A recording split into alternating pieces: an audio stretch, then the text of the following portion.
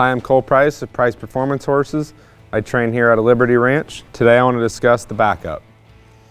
So the backup in the beginning stages, there's a couple different cues I want to teach my horses to back up, and you're going to see where the basics are going to advance into the final product. So the most basic thing I want is if I take a hold, he backs up off my hands and he's soft. You notice this horse, he didn't back up very straight there, but he backed up with propelling motion, and that's very important. I want this horse to back up by himself, meaning I don't want to have to pull on him all the time. So as I pull, I want to release, and if he would stop, I'd pull more, I'd back up. So I think the release in your backup determines to this horse that, one, he's doing the right thing, but how much step you'll get in the backup. So as I pick up there, I made contact and he barely pulled on me. He more or less just balanced on my hands, and as soon as I feel him back up, I release. I'll take a hold again and back up and release. Take a hold again and release. Now, you notice this horse, he's more broke, but I just do that. I will do that until, as you see this horse, when I release, he keeps backing up. I want him to hold his own backup, or he's gonna keep backing up until I will wrap my legs around him and say that's enough. I want him to say, please let me keep backing up. So there, I'm barely pulling on him. I want to release my hands, and I'm just gonna sit here. I'll squeeze when that's enough. So I'm gonna use my hands there. The other cue that I have is I'm going to teach my horse when I push into my stirrups to back up. So here I'm going to push into my stirrups. If he doesn't back up, I would take a hold just enough, and then I would kind of kick him in his stomach or in his belly. I'm going to use my feet to make his feet move. And again, I release it. There, I wrap my legs around him to say that's all you needed. So a key little tip is always use your feet to make his feet move. So I'm gonna push, and he's backing a little crooked, so I'm gonna push his hip over. Now, my ideal situation is as my feet are out, this horse keeps backing by himself until I squeeze.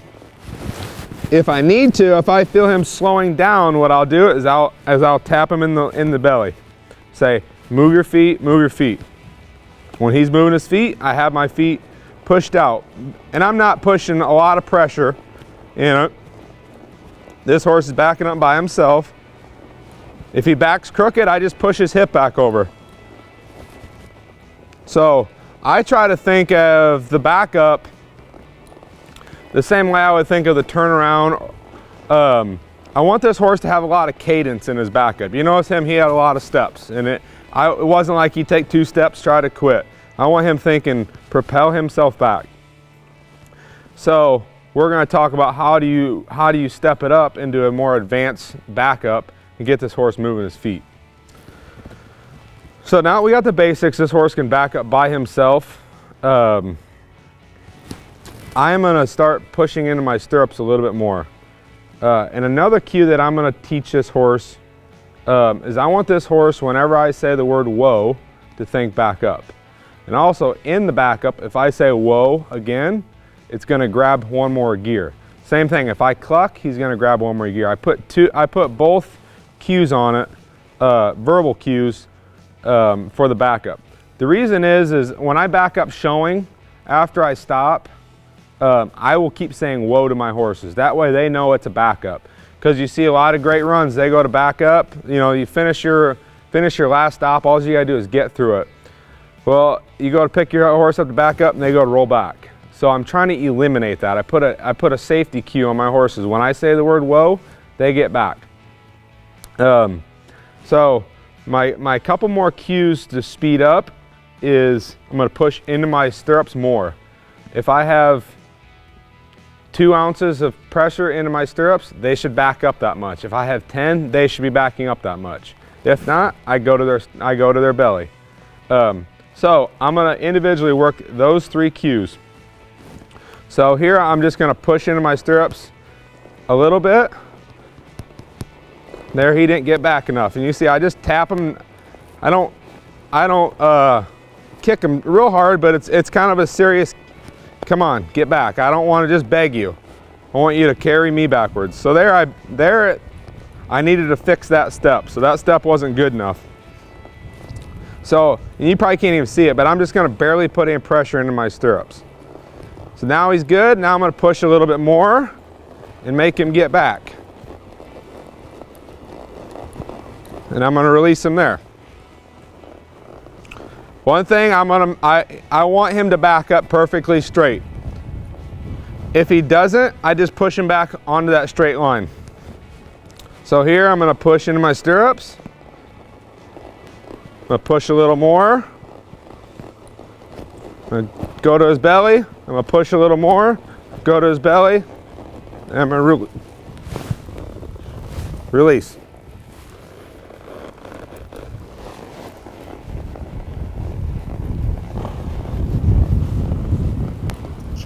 Okay. So there, he gave me a little extra. I'm going to reward that. My next cue is going to be the whoa. So I like to teach him out of the standstill because this is actually this is very hard to do. I've been on some really big stoppers that you could say, whoa, stand still, and they wouldn't back up. So it's kind of a little mental game I like to play with my horses just to mess around with them.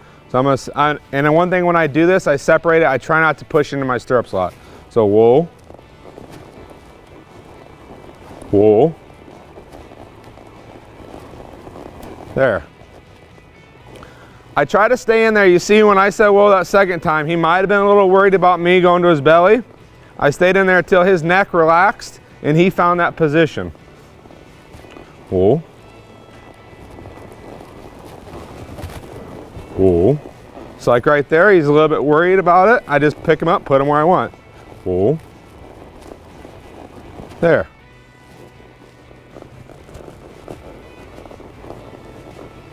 So there's a reason right there is I want to make sure that that when I say whoa, he's thinking back up. He got a little worried there and might have been thinking roll back. So there's a good spot there where I need to get that a little more broke. Whoa. Whoa. So what I'm looking for as soon as he grabs one more gear, I let him go 2 or 3 steps, reward him. That's how he's going to know that that's all he had to do. The quickest way to teach a horse to work harder is to get out of him quicker. Don't let him work that hard all the time. Whoa. Whoa. Whoa. There. Now, my next cue, I don't really like to add it until I'm in the backup, but I want to cluck to him. So here I might push into my stirrups, get him in the backup, then I'm going to cluck to him. There, he didn't move his feet. I go to my legs. He's back and crooked. Push him straight. There. Now, when they get up with their necks, one thing I do is I just take a hold and put them in position. I'm not going to be real tough on him. I've done my homework before and I've shown him where to get in position with his neck and how to get back off my hands. I'm just going to show him. Some horses can get a little worried about this, so I'm always going to soften them up and show them what I want. Whoa. There, he got a little up.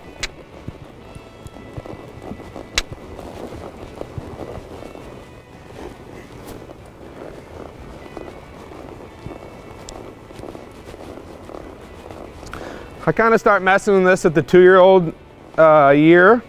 I don't want to wait until they're, all the way done with their training, but I just kind of work on a little bit of, find one spot. There, that was really good right there. I barely even asked for anything and he was thinking it back, so I'll reward that. So these are all even little, I know we're just working on the backup, but we're really working on the stop as well, because I'm also incorporating all 3 of my cues when I stop. Oh. He wanted to get crooked, I put him straight.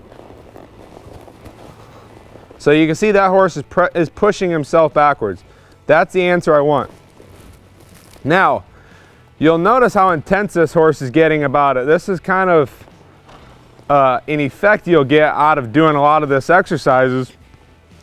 I'll set my horse up and I will barely say one of these words or barely take off my legs when I know he's not paying attention. So I am also working on this horse walking in, maybe walking to center. You get horses that get real up, or they get antsy, or they find the judge's chair and get spooky. I'll kind of put myself in the same situation. So I'm gonna let his ears go somewhere else, and I'm gonna barely say the word, oh. There, he thought about it, but it wasn't maybe sharp enough. I'm gonna challenge him next time. I'm barely gonna whisper the word whoa and see how much he's really paying attention to me.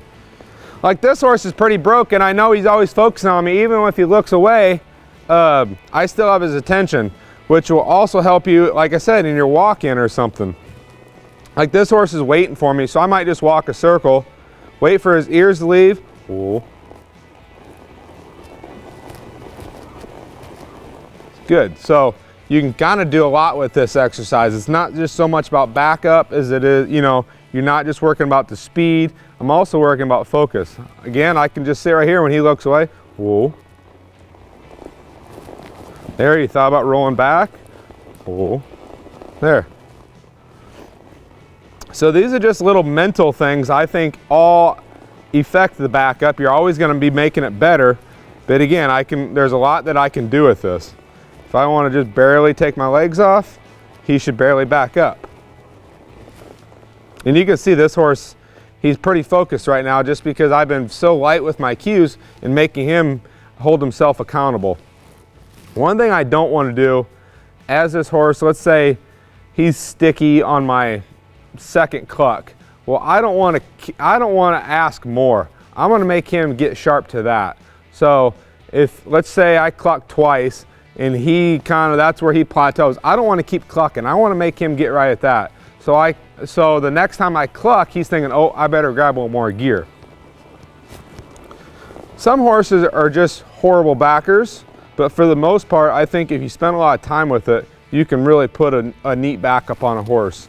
I've actually had a couple horses this year that they were +1 stoppers, but I knew that with a great backup on them that you for sure had to +1 that stop. So to me, the backup kind of really seals the deal. It's the last thing that last thing on your mind before you go to mark that score. So I think a lot of people overlook finishing a backup. I try to really incorporate it with my program.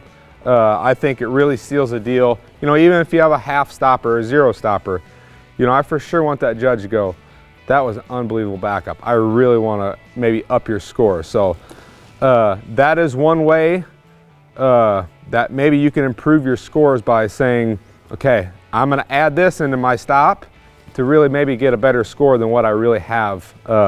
And also you can use it, like I said, you can use it everywhere. If this horse ain't paying attention, if you have a hot horse or a busy horse, you can just keep messing with it, and I think you're always going to be improving your horse.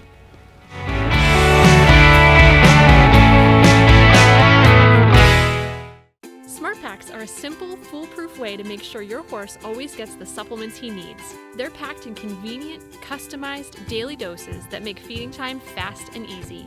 And because they come in pre-measured doses, are clearly labeled, and sealed for freshness, there's never any doubt that your horse is getting the absolute best. After feeding, empty Smart Packs can be stacked until they're ready to be recycled. Join the thousands of people that love Smart Packs and head on over to smartpack.com to get your horse started down the healthy path today.